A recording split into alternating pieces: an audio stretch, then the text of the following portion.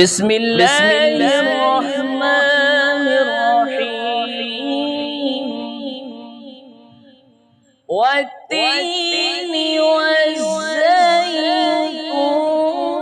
وطور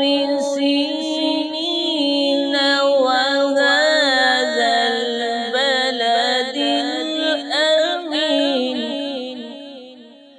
لقد خلقنا الإنسان